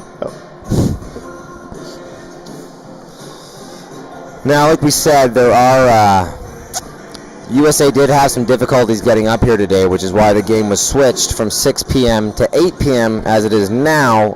And because of that, I also think that had something to do with, or because of the change in the way that they decided to come up, there was a couple of players that weren't able to make it. So unfortunately, I can't really cross-reference the list and see who we don't see out there. But I know that they don't have their typical libero you'd expect to see. Now, it might be that I also heard from one of the Seawolves that they're missing a left-handed player as well. It might be that their libero is their left-handed player. I think he's a big right side swinger. I think they're missing a weapon. Yeah. Are they? I believe. Okay. Yeah, I don't know where he would be, if I'm being honest. Back to serve now is Dorcas. Dorcas is having himself an awesome set blocking. One of the better sets I've seen from him blocking tough one in to a handle. while. Wow. Get it up by Onctil. Good over by Farrell. It's such a little thing, but it's also such an important thing. Good block there by Tyler Johnson. Tyler Johnson gives him the on-the-head symbol. Yeah, I mean, just like really, really clean footwork there by Farrell. I mean, obviously the touch by Onctil was amazing, but Farrell, the shuffle to set his feet, get there before the ball, beat the ball, don't meet the ball. That's right. Confidently was able to get that over and give his team a chance to get the block that they did to win the point. Great serving by Dorcas. That might have been a little bit out to Stevenson and just wide. Stevenson not too worried about it. He kept his head up on that one. It's a good cut. I think that's probably the play, especially considering on a ball like that. Yeah. Everybody knows that Stevenson is going to be the set there. Yeah, he tries to make it tough on them and cut across. Unfortunately, isn't able to find the court. But I like the decision. Man, that's a serve, isn't it? It's a great serve and a great pass, and an even better hit by Tyler Johnson. That's a bomb squad. Tyler Johnson, I mean, there was a ball that was taken away from him because of a call earlier where he bombed it like that earlier that he didn't get the credit for, but a big one from Tyler Johnson there. Tyler Johnson has one of the higher block rates in the league. Really? Per set. The Seawolves have some of the best blockers in the league. I think they have 2 middles on that list. I think Ethan Allward and Tyler Johnson on that list. I didn't see Carson Dorcas in the top 5, but he's probably been the best blocker on the team today with maybe Blake Stevenson. So the Seawolves have to be happy with the blocking performance so far this year. Good serve in by D'Entremont. Handled by Stevenson off the net and just trickles over and in. No one gets a touch. 12. You're in trouble when Ryan Farrell gets to set his feet like that, confidently see the ball into his hands and handle that. Blake Stevenson back to serve for the Seawolves. Handled well by pass by Spinney. And an even better swing by number 5, Jeremy Bork. It's a bit of a chicken and the egg thing when I was in the first set when I was saying, I'd really like to see Burke get set more because that's possible and you'd love to see that from your offense. But it is that you have to kind of have the passes to do so. But what I would say is when USA gets those first tempo passes, those 3 balls where the setter has the option to set all 3 of his options. Great swing, Simon. I'd like to see his first option be Burke a little bit more, keep the defense guessing. There, Ankh Teal, a great swing out of the backcourt. Ankh Teal, man. Hard not to love his game. He's battled some injuries over his career, but this year is one of the most efficient hitters in the league. Was the ACAA Player of the Week last week. The Seawolves are finding him all over the court so far today, and he's playing amazing. That was a great touch there by Ryan Farrell. Yeah, I would say Farrell so far has been the spark plug for the Seawolves. Even if it's maybe he hasn't made as many plays as maybe one of the other teammates, he probably has. But even if he hasn't, his energy is really on display right now. Good serve in by Tyler Johnson. A little disconnect. The give and go. Ooh, it's up. That's a pancake by Spinney.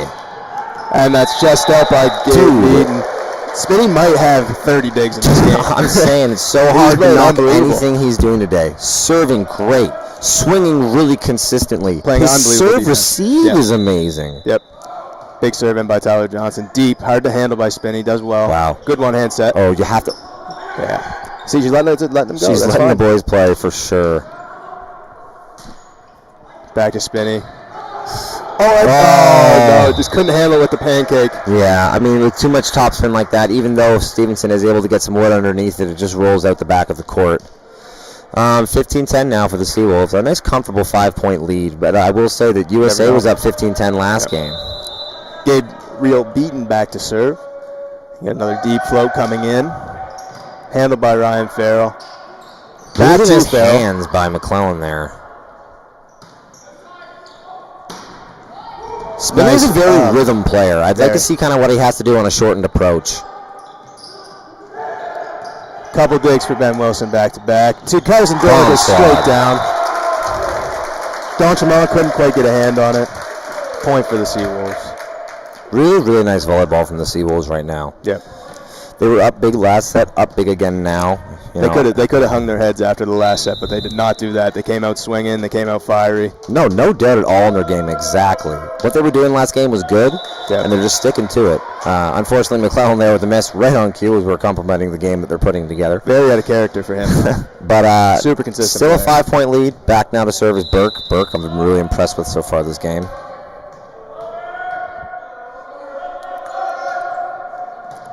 Handled well by Ryan Farrell. Two Carson leaving the court open for him. Yeah, so, I mean, blocking out of the middle is always going to pose problems for a defense. With the way that your defense is set up, especially with a backcourt setter, you really have to have a middle that can take away, just with the block, 60% of the court. And Dorcas is just being a little bit higher and a little bit harder than the opposing middle right now, D'Entremont. That's a tough one. Everyone's just slightly moving back on defense. Trickles off the block. Nice little second tempo swing there from Spinney to take the point. And still a 5-point lead, but we're just kind of slowly moving closer toward that 25 cap. Back now to serve first-year setter O'Coin. Handled well by Ben Wilson. Out to Stevenson. That's off the hands. Ooh, that's a great. Yeah. And Bedard, the line ref, calls that one out, says it's a touch on that, and that point's going to go to the Seawolves. Blake Stevenson running and jumping really nicely right now. Good on-tempo swing there. He's looking really explosive. Got some new cool tattoos. Good for Blake Stevenson. Looks like he put on about 15 pounds of Yeah, he muscle. does. He looks strong. Man. That's out of bounds for Spinney. I don't think there was a touch on this. Yeah, there's no touch there. Spinney thinks that there was, but there wasn't. But what I will say, man, is that's a great set from O'Coin. And O'Coin and Spinney are going to make some music for the next 4 years. You love seeing them both in first year. 100%. Both first year, they kind of know that to some extent their horses are going to be hitched together. And they could make some beautiful music in the league for a couple of years. No, you found a perfect replacement for Anthony Shaw. There's no doubt about it. Yeah. Right? He's taller, but doesn't have as big of quads, but that's okay. Anthony Jacques, the strongest man in the history of the ACAA. What a player Anthony Jacques was, man. Amazing. Started on a team that was, you couldn't describe as anything but bad, and just kind of grinded through that program, ascended to be by far the best player in that team, probably one of the more explosive players in the ACAA. And by the end of it, he had USA completely competitive. Almost took 2 sets off of Stu in their home gym. Yeah. With a team that wasn't. I remember Holland in our last year wins the championship in the first game of the season. USA goes into Holland and beats them. And that was kind of like the eye-opening. That was like, okay, USA is not really like, the dark days might be over there.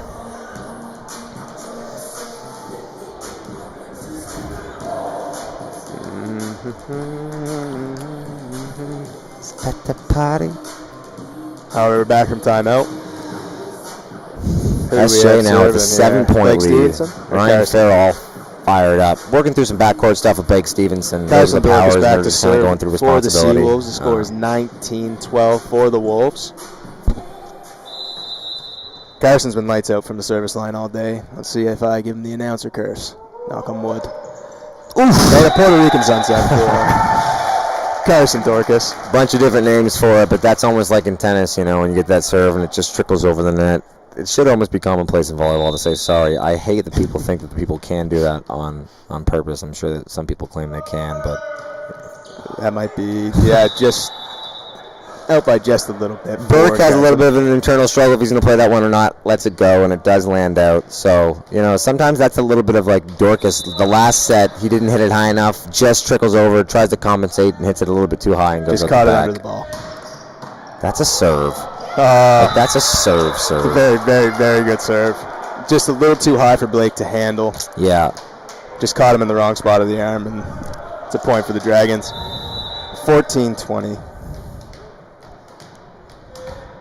Brady Spinney to serve. I'm interested to see the decision making here. Just out. I'm interested to see the decision making here down the stretch from McClellan. So right now his options Tyler Johnson and Blake Stevenson in the front court. I know that he loves that backcourt set to that C ball to Octeal.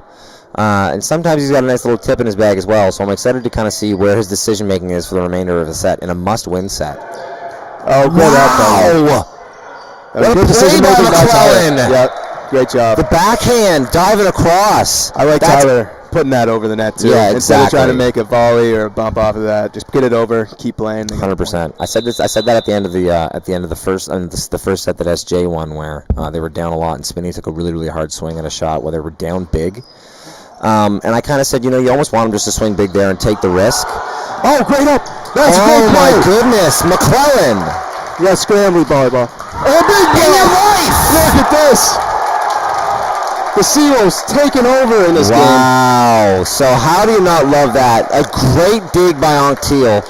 McClellan all over the court after he dove and hit the backhand 2 points ago, shows another incredible athletic play, and then Octeal is able to chase it down, get the bump over the block to steal it. Great deep float in for Simon Octeal. Another big block. It's a brick wall right now. Tyler and Liam McClellan at the net. They can't get past them.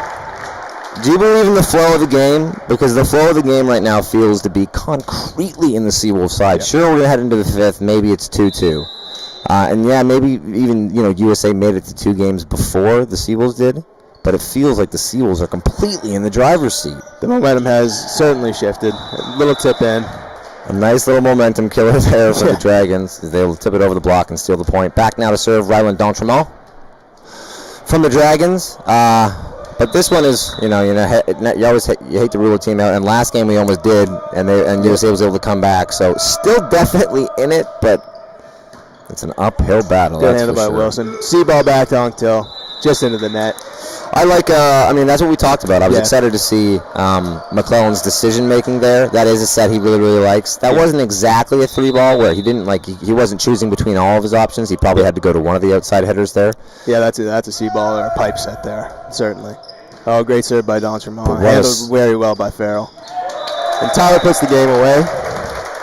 25-16, the final score of the 4th set. And we're going to a 5th. So, 2-2 in sets, but as far as the actual score difference, I think SJ must be up, plus 20 points. Yeah. They won the first set 25-10, second set 25-16, and I think the sets they lose were 25-22 and 26-24. Yeah.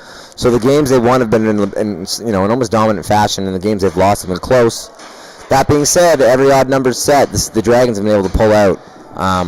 The two captains, Beaton and Farrell, do the coin toss there to decide who's going to serve to start this 5th set, as they both kind of exhausted their turn doing so.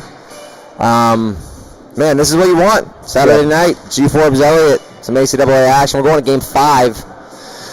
Huge game. A huge game as far as the standings are concerned. The repercussions will be felt definitely down the stretch towards the playoffs. I mean, the way that this league works, there's 4 teams, 2 and 3 always play in the first round of the playoffs. Yep. So it seems very likely that these are the 2 teams that will be playing. That's correct. In that first round of the playoffs. You should never rule out Holland. Holland just barely behind UNBSJ. They might even be tied in games. Yeah. But SJ currently holds the tiebreaker. Yeah.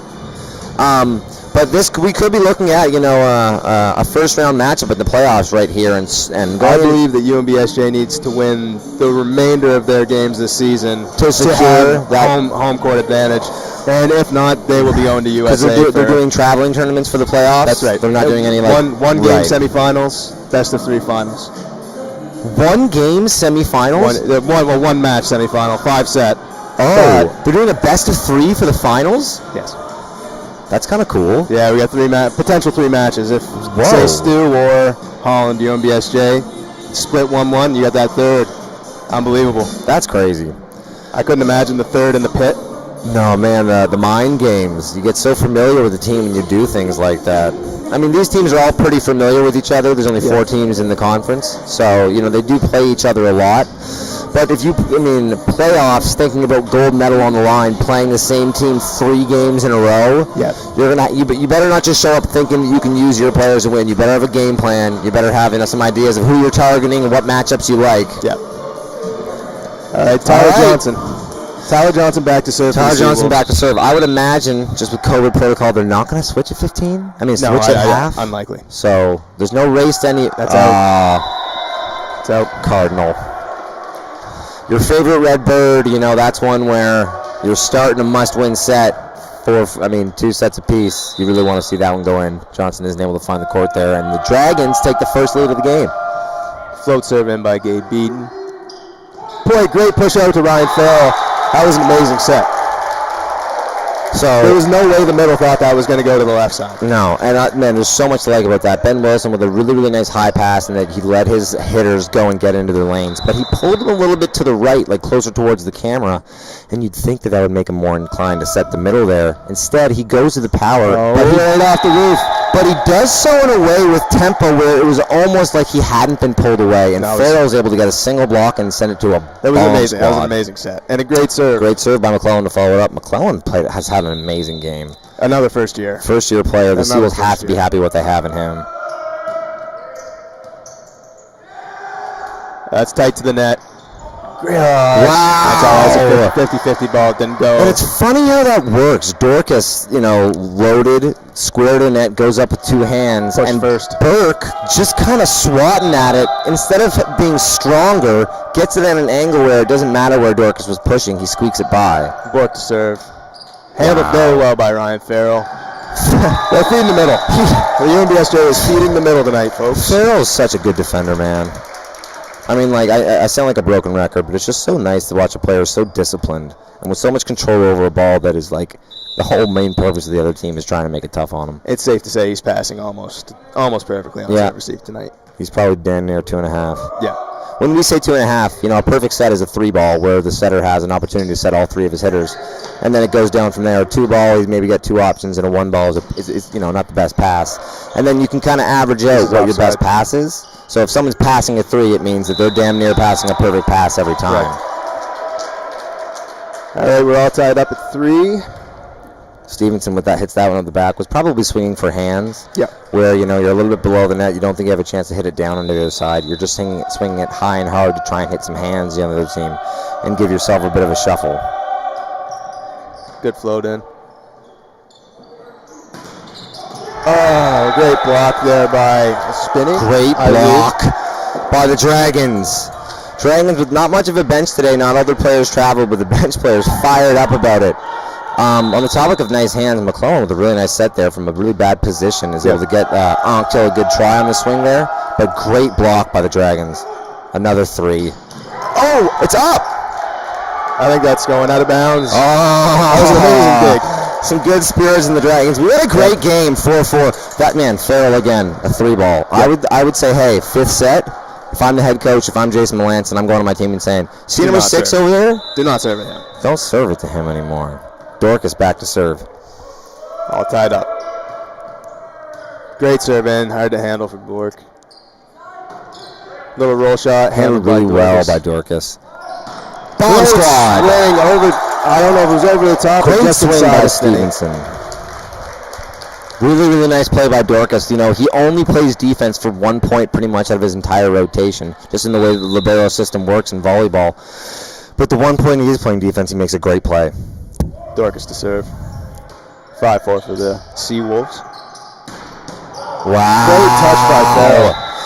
He's got some power behind that swing, man. He slaps the thing. You almost had to know it was going back there. Yeah. When you're in this position, you dance with the people that took you to the dance. Number 9, Spinney, has had a great day so far. And a coin, the setter, acknowledging that, finding him there, and tying up the game. All tied up at 5.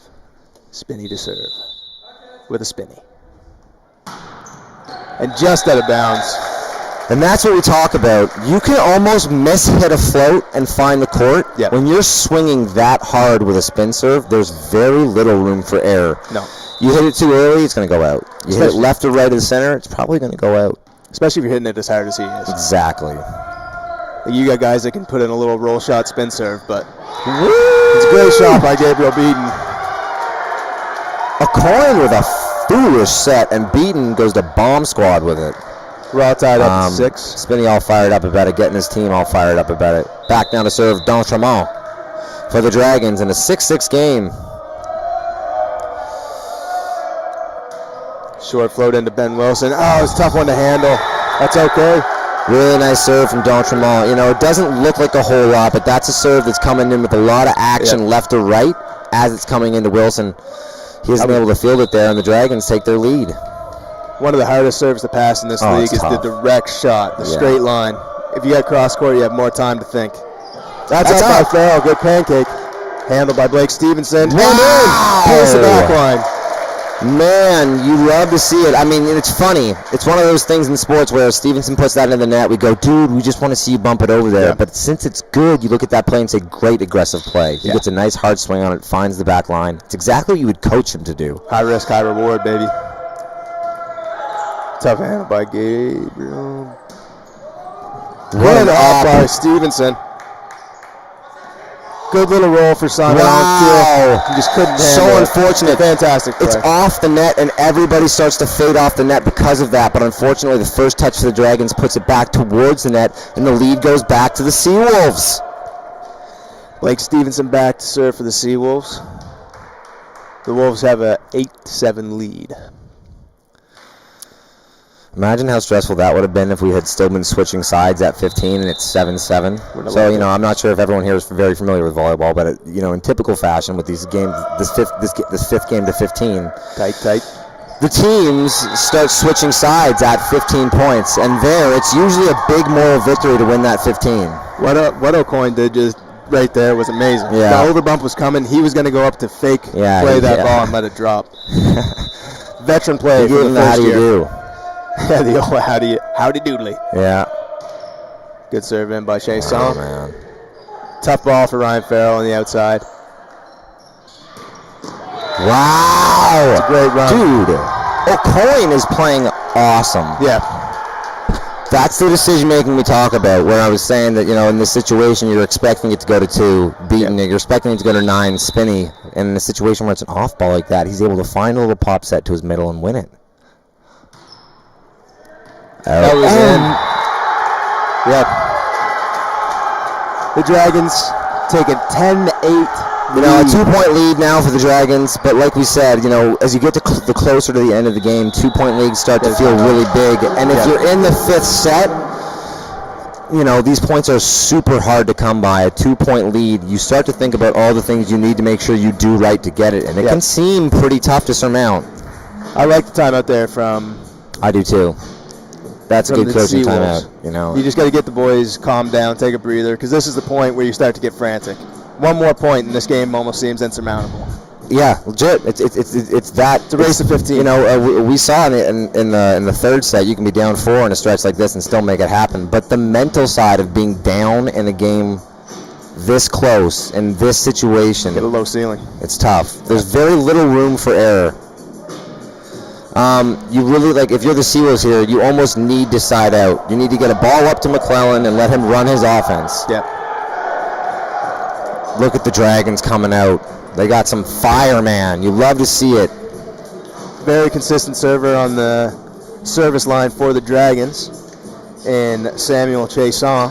Let's see if he comes up big for the... Jason is the one who won that serving run for them to win the 3rd set. Absolutely. He's got a very funny serve. That's long. Announcer curse. Yeah, it My might apologies to the be honest, USA fans back home. Bedard has an awesome view of that line, but I thought the last serve might have been a little long as well. Yeah. So, Well, when you see the players put their heads down, yeah. it's a pretty good indicator. Yep, for sure. Tyler Johnson now to serve. 9-10. Good Wow. play by Ryan Farrell. So much to like about that. That looks like the obvious play, but it's anything than an easy play. Oh, my God. You have to navigate not hitting the net, making sure you hit the ball, making sure you hit it in a place where it's going to be effective. You don't want to whiff on it and basically give back a free ball. Correct. All tied up. Tyler Johnson to serve. Another Wow. one. That's such a tough serve. Great pass. Wow, Oh, a good play night. by Johnson. This is the most pancakes I've seen in the volleyball game in my entire life, I think. This is some scrappy volleyball, folks. Oh, look at What that. a It was block great by play by O'Coin. O'Coin. If you're a volleyball fan, you love this game. A great play by Onctil to get the ball up. Farrell just tries to use the block with the tip, but O'Coin sends it back. Gabriel Beaton to serve. Tough flow handled by Stevenson. A great one-handed set by McClellan. This is going out to Carson Dorcas. Short one. Handled well. Going to be a free ball coming in. Oh, Ryan. No touches. Oh, I'm not That's sure, okay. but that's the ref's call. The ref says that no one touches that, and the Dragons are going to take a 2-point lead now. Gabriel Beaton to Dragons serve. are fighting, man. They're on the defense that whole point, but grind it out and are able to, have a forced error there. Tough serve. It's a very hard pass. Good spot by Onctil. Out of bounds. Wow. That was a great decision by O'Coin. Yeah, Just I wide like the forward. energy on the Dragons side right now. The head coach still seems a little loose. I think he's having fun with the game. Doesn't look like he's feeling the pressure of the moment. But I don't think that anybody else there that really is. We're seeing some really high quality competition right now. Liam McClellan to serve. Oh, Right in the chest. A little short for Dorcas. wow. What a set. And Spinney uses Dorcas's block just out. If you're the Seawolves there, you have to take advantage of that tip over. Unfortunately, the set to the middle isn't high enough. McClellan there, one of the rare errors we've seen from him today. Dorcas forced the tip, and the Dragons take advantage. 13-11 lead for the Dragons. Bork to serve. Handled well by Wilson. Just outside for Onctail. Wow, what a swing. He's been one of the more, I know that he's been one of the more efficient swingers in the league so far this year. But he's showing it again today, man. Onctail having a very nice game. Farrell back to serve, 1 point game. Ryan failed to serve. Seawolves down 12-13. Oh! That might be up. I don't. That's up. Good handle by Wilson. Out to Stevenson. That's a carry. I don't know, man. No call. Out of bounds anyway. Okay. 13 all. There was some stuff that point, but yeah, we've got. I would worry the Seawolves players to be aware of what they're caught saying. Agreed. Some of these refs sometimes will take offense to someone, saying something through the net. Yeah, we've got a great crew here tonight. We do actually. I was literally thinking great refs here tonight. Yeah, these are some all-stars. Yeah. No, this is a great lineup. All right, so it gets heated out there. It does. 13-13, especially, some of these boys are really passionate with the game. Well, 13-13. Seawolves was a lot of players this year. Seawolves battled back. They were down, I think, only 2, but when you're in the 5th set above the 10-point mark, that's a battle back. Yeah. So now, tie game. They have the serve. I'm not sure who's back to serve, but it'll be interesting to see who's front court for the Dragons here. Who O'Coin is looking to find. I think Spinney's made his way to the front. Or is he? Yeah, no, he's the left side. So Farrell back to serve, a fairly consistent server. It looks like they have Spinney front court and D'Entremont in the middle. You'd have to think that if this is a good pass, O'Coin is going to try and find number 9 here on the left side.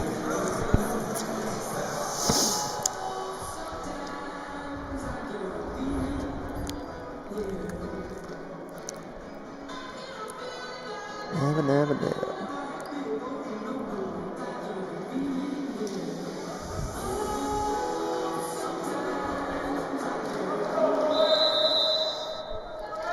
Ryan Farrell to serve. All tied up at 13.